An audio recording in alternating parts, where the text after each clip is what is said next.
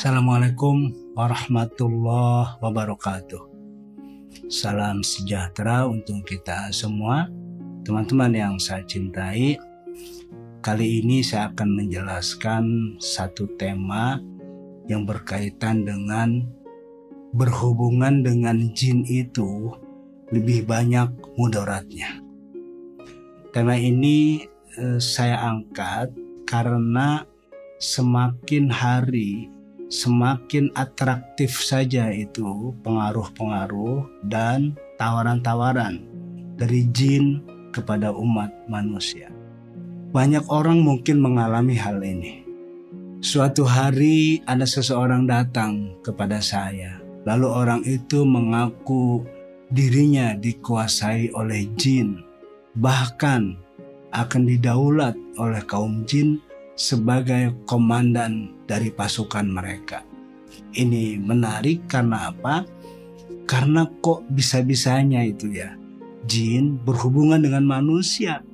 Karena secara prinsip di dalam ajaran Al-Quran, jin itu kan sebetulnya tidak boleh berhubungan dengan manusia. Juga manusia tidak boleh berhubungan dengan jin. Al-Quran sangat tegas mengatakan, wa annahu kana rijalun minal insi ya'udzuuna birijalin minal jin fazaduhum rohaqo. Jadi ada sekelompok laki-laki dari manusia yang meminta pertolongan dan perlindungan kepada laki-laki dari kelompok jin, dan apa yang terjadi? Kelompok manusia yang meminta pertolongan kepada jin itu malah tambah sesat. Ini peringatan cukup keras dari Al-Quran agar setiap orang tidak boleh berhubungan, apalagi meminta pertolongan dan perlindungan kepada jin. Tetapi beberapa kelompok dari jin itu memang terus-menerus mencari celah untuk masuk mempengaruhi kehidupan umat manusia.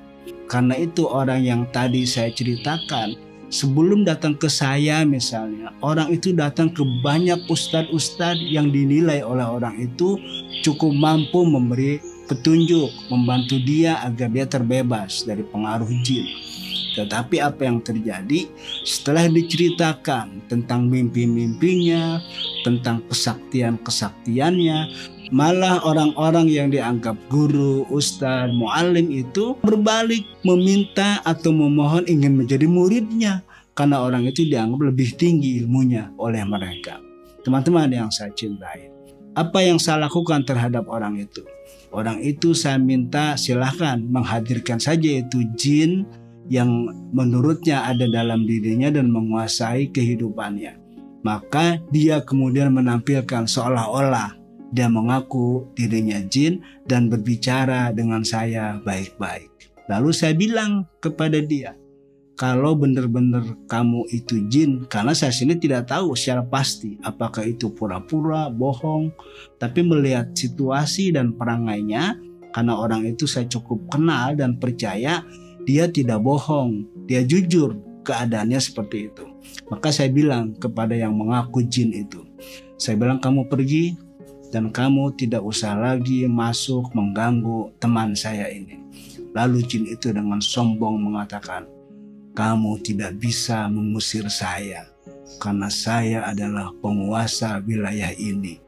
Jadi silakan kalau kamu mampu mengusir saya. Nah, karena dia mengatakan begitu, kemudian saya memohon kepada Allah Subhanahu wa Ta'ala agar diberi kekuatan, agar diberi kemampuan untuk mengusir jin itu dari dirinya. Jin itu kemudian pamit karena tidak sanggup menghadapi doa-doa yang saya panjatkan kepada Allah Subhanahu wa Ta'ala. Dan tidak lama kemudian hadir kembali, dia mengaku bahwa jin itu adalah atasan dari jin pertama.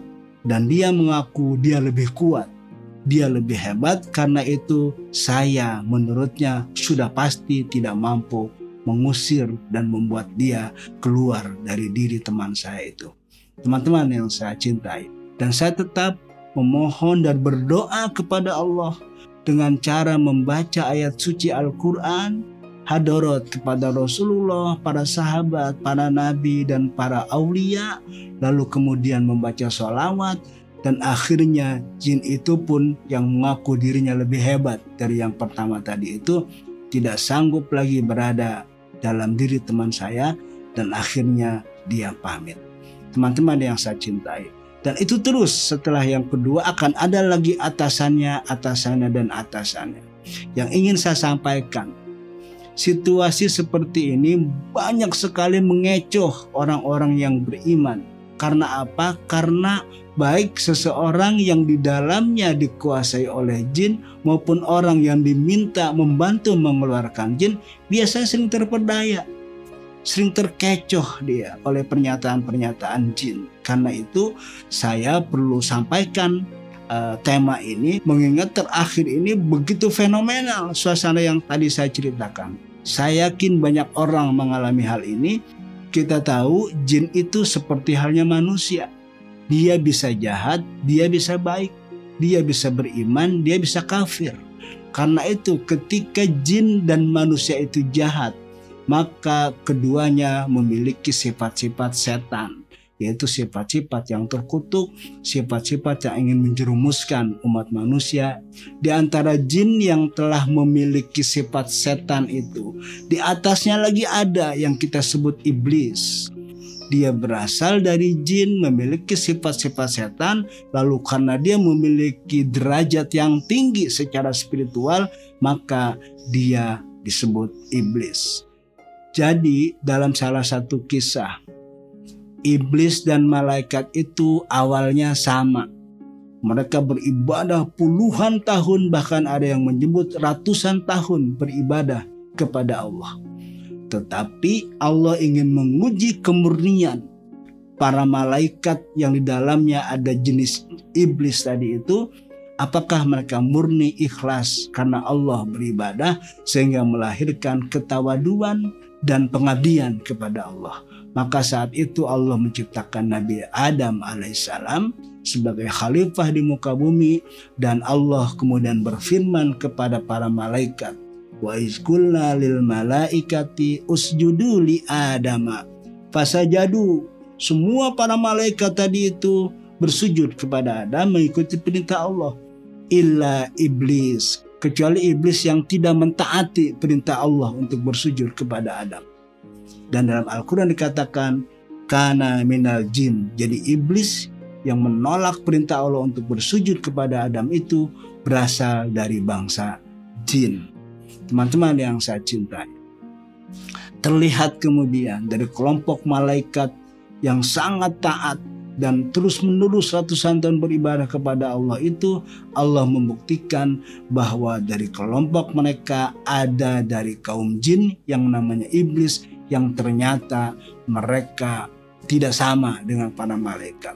Karena itu hati-hati kita melakukan wirid, karena aurat atau wirid-wirid itu kadang-kadang pada tingkat tertentu melahirkan efek spiritual yang sangat luar biasa.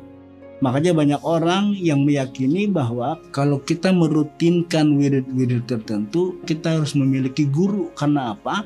Karena pada tingkat tertentu kita akan diganggu oleh jin-jin itu. Jin-jin itu senang sekali masuk ke dalam orang yang mewiridkan sesuatu sehingga dia bersedia menjadi khodam. Khodam itu pembantu, dia mengabdi kepada kita sehingga dia nurut untuk kita perintah melakukan apapun. Teman-teman yang saya cintai, karena itu hati-hati. Mungkin banyak orang yang melakukan wirid sehingga dianugerahi oleh Allah, dia bisa melakukan ini, dia bisa melakukan itu, tetapi itu biasanya dipengaruhi dan dilakukan oleh bangsa jin.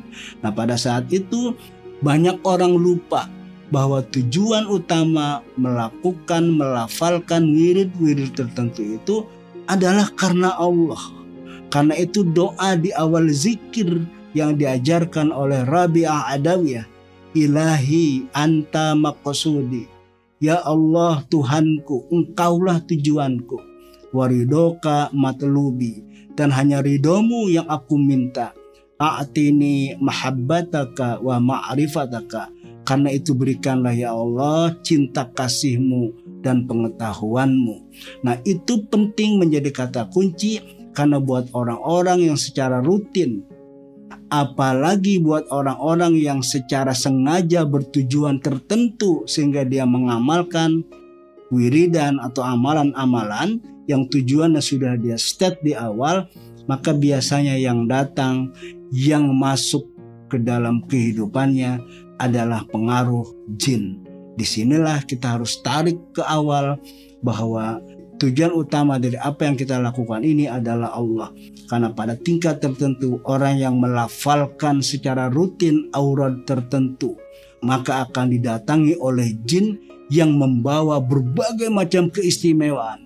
Ada kesaktian, ada kekayaan, ada ketenaran, dan seterusnya dan seterusnya. Jika kita terhenti dengan tawaran itu, maka kita termasuk orang yang gagal dari kacamata spiritualitas. Karena apa? Karena kita mengkhianati, melupakan tujuan awal dari apa yang kita lakukan dalam hal melafalkan wirid-wirid itu, yaitu Allah tujuan kita dan ridhonya yang kita harapkan. Teman-teman yang saya cintai, saya akan akhiri sampai di sini. Semoga ada manfaat buat kita bersama. Terima kasih. Assalamualaikum warahmatullahi wabarakatuh.